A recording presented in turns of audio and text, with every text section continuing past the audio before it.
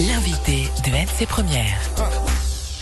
Et ce matin, nous avons le plaisir de recevoir le docteur Chantal Barbe, responsable de l'équipe mobile d'accompagnement des soins palliatifs. La première question avec Thierry Belmont, bien sûr. Bonjour docteur. Bonjour. C'était en février 2016, la nouvelle loi sur la fin de vie était promulguée en métropole, après un long cheminement mené par le duo Jean Leonetti, Alain Claeys. En réalité, elle vient en complément de la loi Leonetti de 2005. Sa disposition phare est le droit pour un patient atteint d'une affection grave et incurable et dont le pronostic vital est engagé à court terme de pouvoir bénéficier d'une sédation profonde et continue. Chantal Barbe, est-ce que cette loi s'applique entièrement en Nouvelle-Calédonie ? Eh bien, comme vous le soulignez, elle ne s'applique pas actuellement complètement puisque la sédation est possible à domicile, mais non encore dans les établissements publics, puisque cela doit faire l'objet d'un vote au Congrès qui devrait avoir lieu après un travail de la DAS prochainement. Oui. Qu'est-ce qui change aujourd'hui avec la nouvelle mouture de cette loi, puisqu'on dit que la loi Leonetti existait déjà depuis 2005 ?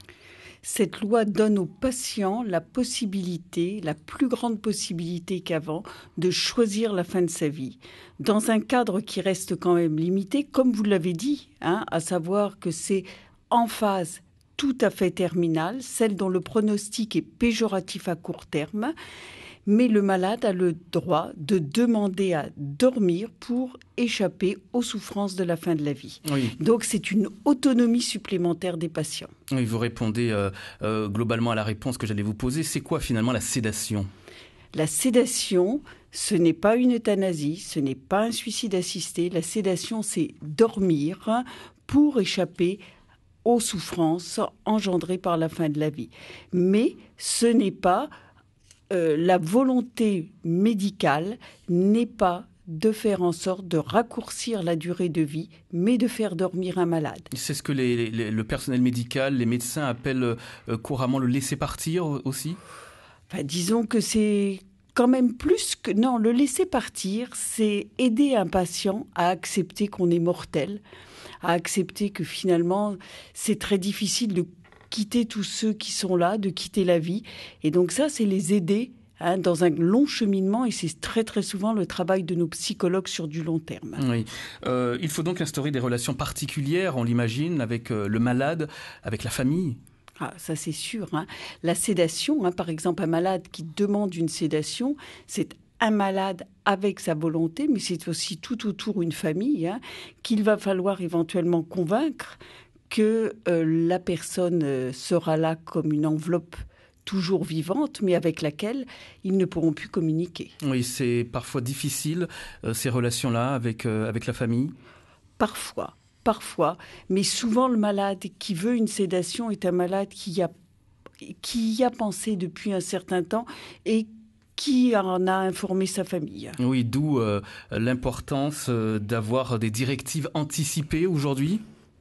Oui, ça c'est très important parce qu'à des moments, il y a beaucoup de souffrance, il peut y avoir de la souffrance sur la fin de la vie et que le patient ne soit plus tout à fait en état de transmettre sa volonté parce qu'il est quelquefois confus, etc. Donc c'est très important qu'il ait pu donner des directives anticipées qui servent à aller dans le sens de ce qu'il souhaite.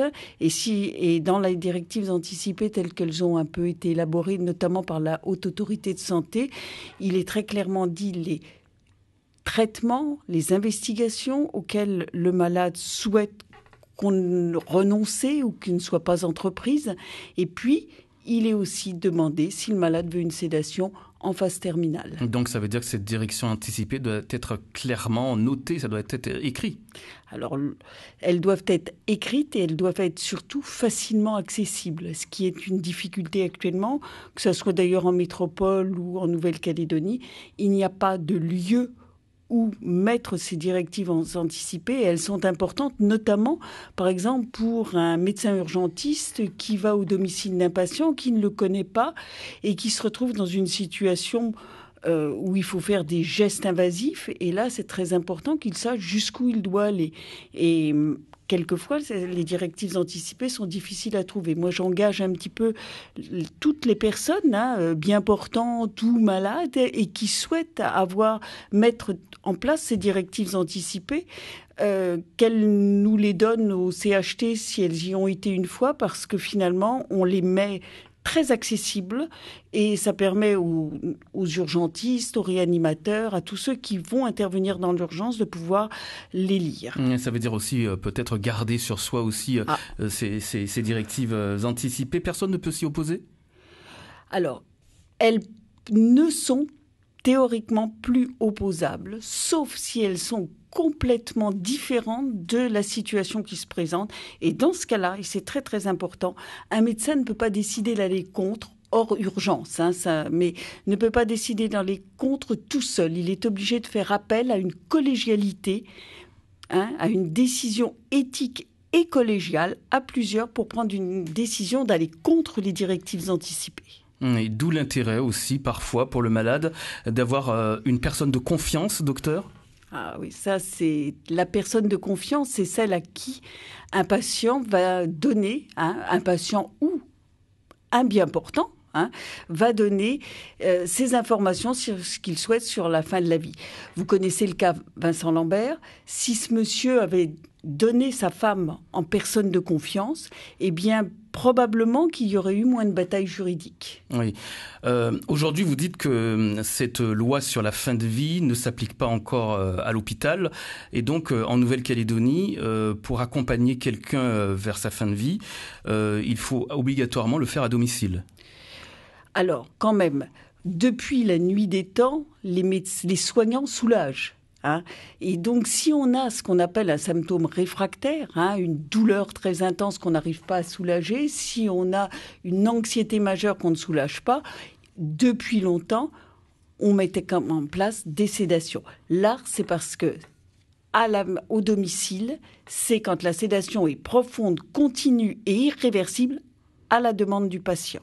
Oui, vous le disiez tout à l'heure, la sédation, c'est différent de l'euthanasie. Alors, certains sont pour, certains sont contre, même pour la sédation. On continue à en parler avec vous, docteur, à partir de 7h10. Vous restez avec nous.